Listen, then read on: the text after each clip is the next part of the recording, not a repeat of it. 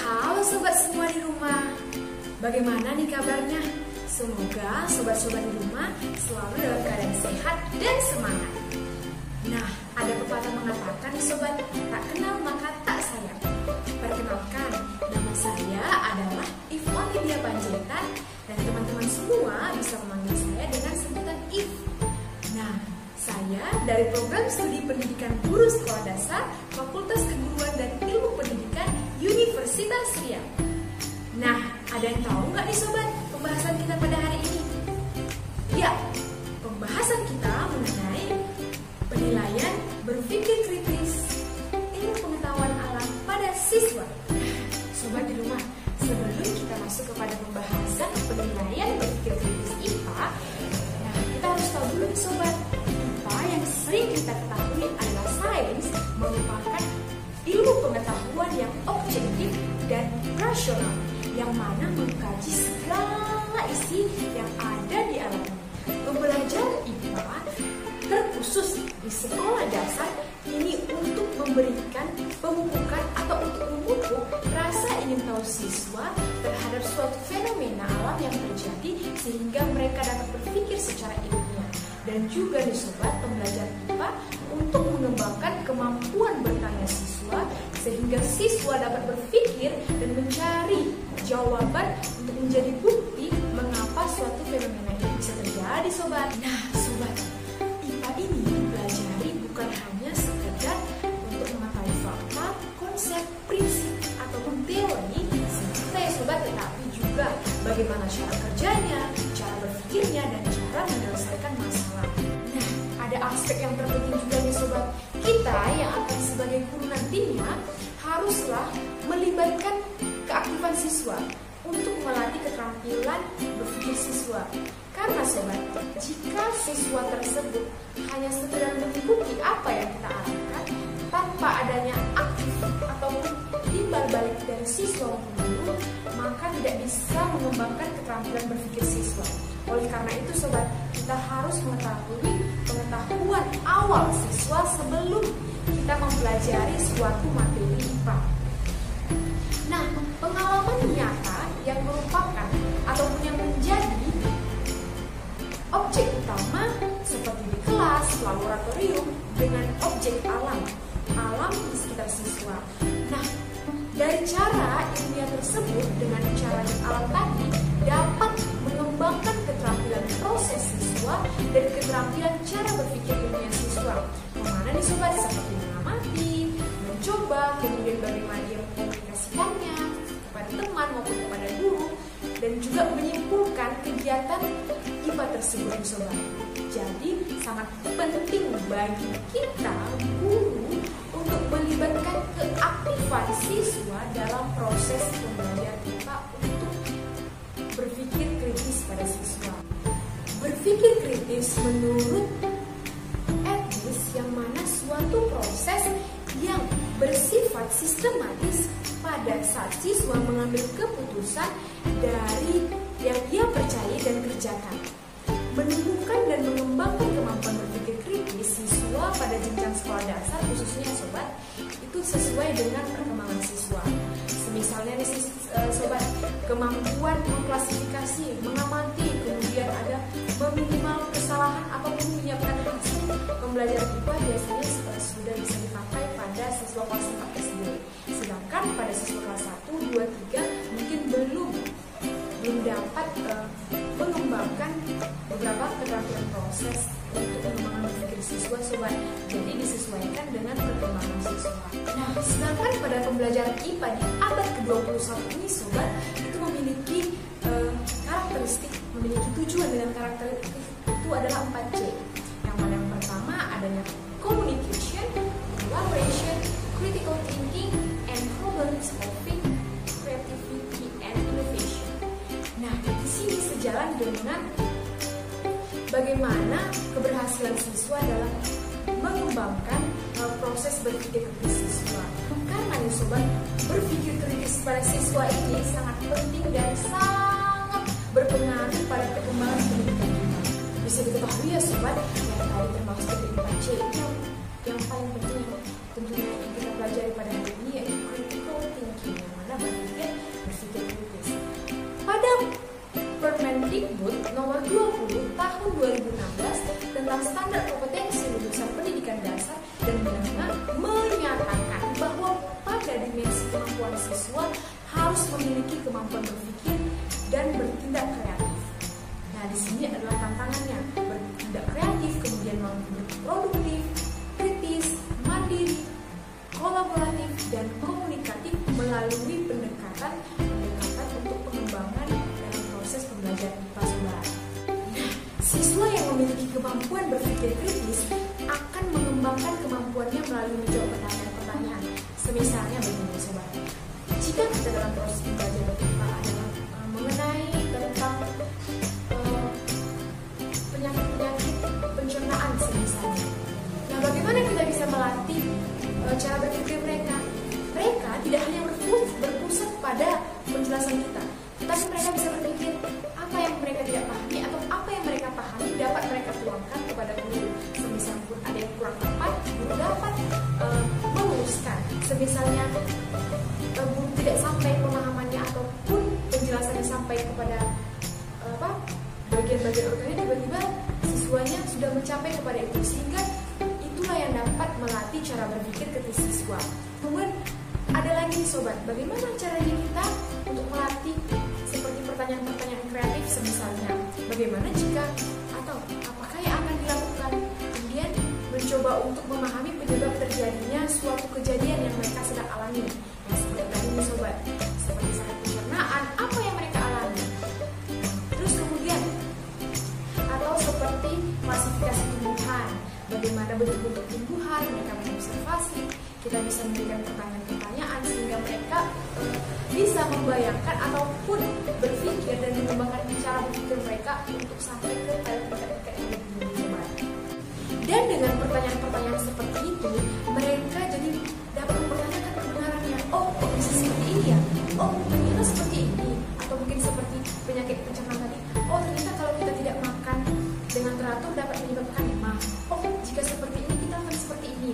Nah, jadi secara tidak langsung cara berpikir mereka terbentuk untuk mengetahui kebenaran apa yang mereka baca atau mendengar untuk mengupayakan suatu solusi untuk mengatasi suatu permasalahan. Nah, ada lagi nih Sobat, menurut Walker pada tahun 2005 mengungkapkan bahwa berpikir kritis merupakan suatu proses intelektual dalam membuat suatu konsep, mengaplikasikan, terus menganalisa, mensintetis dan mengevaluasi berbagai macam informasi yang didapat baik dari hasil observasi, pengalaman ataupun refleksi yang pada akhirnya digunakan sebagai dasar pengambilan tindakan ataupun keputusan. Hasil program for International Student Assessment atau PISA yang bertujuan untuk mengevaluasi sistem pendidikan yang mana Indonesia pada tahun 2018 mendapat peringkat 70 dari 78 negara Sobat. Nah, yang mana negara yang berpartisipasi ini pada pengelolaan itu Indonesia yaitu sains pada 396 serta rata-rata skor negara keseluruhannya itu adalah 489. Nah, saya mendapatkannya dari kompas.com ya Sobat. Nah, ini dapat membuktikan menjawab soal untuk mengacu kepada kemampuan berpikir masalah masih sangat rendah Sobat. Jadi perlunya pengembangan berpikir siswa. Nah, lemahnya kemampuan berpikir siswa ini Sobat disebabkan oleh beberapa yang berkaitan dengan pembelajaran. Yang pertama yaitu metode pembelajaran. Pada proses metode pembelajaran bisa saja hanya berhubungan dengan guru saja, tidak dibarengi dengan siswa. Jadi di sini guru yang menjadi pemeran utamanya ya Sobat. Nah, yang kedua itu berkaitan dengan penilaian dalam pembelajaran. Nah, sesuai penilaian berperan sebagai program penilaian proses, keterampilan, dan bagaimana cara siswa dalam belajar. Nah, yang kedua menyangkut kepada penilaian dalam pembelajaran, yang mana penilaian ini berperan sebagai program penilaian proses, kemajuan belajar, dan hasil belajar siswa.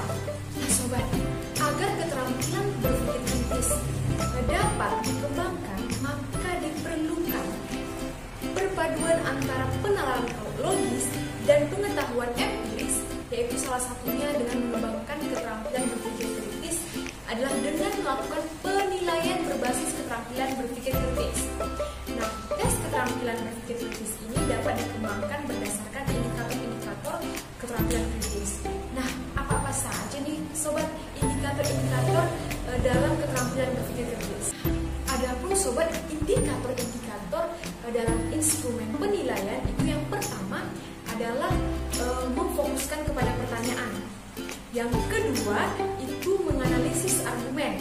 Yang ketiga, bertanya dan menjawab pertanyaan. Dan yang keempat, mempertimbangkan sumber apakah yang dapat dipercaya atau tidak.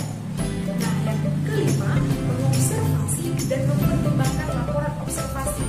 Dan yang keenam, mendefinisikan istilah dan mempertimbangkan suatu definisi.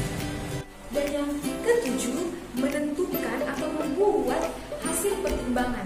Dan yang kesembilan, mengklasifikasi asumsi-asumsi. Yang kesepuluh, menentukan suatu tindakan. Yang terakhir, yaitu berinteraksi dengan orang lain. Nah, itu merupakan indikator dalam penilaian keterampilan berpikir kritis. Nah, sobat, melalui indikator-indikator penilaian tadi, sehingga dapatlah kita lakukan penilaian. Nah, pada penilaian berpikir kritis IPA, itu berpikir kritis ini tidak hanya dapat dilihat dalam proses pembelajaran saja, sobat, tetapi juga dapat didukung dengan adanya evaluasi yang menyatu dengan pembelajaran di kelas. Tolak ukur pendidikan dapat diketahui dengan adanya evaluasi. Artinya di sini evaluasi ini juga bisa berupa soal dan juga ataupun bersifat secara lisan maupun tertulis ya sobat. Nah, pada proses pembelajaran ini dapat dilakukan secara langsung. Nah, artinya di sini jika siswa diharapkan memiliki keterampilan atau berpikir kritis, maka jenis-jenis evaluasinya juga harus diberikan juga sesuai dengan kemampuan siswa ya sobat, untuk melatih keterampilan berpikir siswa sesuai dengan yang diperoleh siswa selama pembelajaran berlangsung. Nah, kemudian adanya instrumen penilaian yang dikembangkan dalam mengukur kemampuan atau berpikir kritis siswa dapat berbentuk tes pilihan ganda ataupun checkbox dan juga esai. Nah, tes dapat dipilah-pilah ya sobat ke dalam berbagai kelompok. Bila dilihat dari konstruksinya, maka tes dapat diklasifikasikan dalam beberapa nih. Yang pertama itu menurut bentuknya. Secara umum ada dua bentuk tes, yaitu butir tes berbentuk uraian ataupun esai tes. Kemudian yang kedua butir tes berbentuk objektif ataupun objektif tes. Nah, dalam bentuk ini dipilah-pilah ke dalam berbagai tipe. Nah, yang menurut bentuknya tadi itu adalah butir tes uraian dapat diklasifikasikan dalam bentuk tipe 2, yaitu tes uraian terbatas dan tes uraian bebas.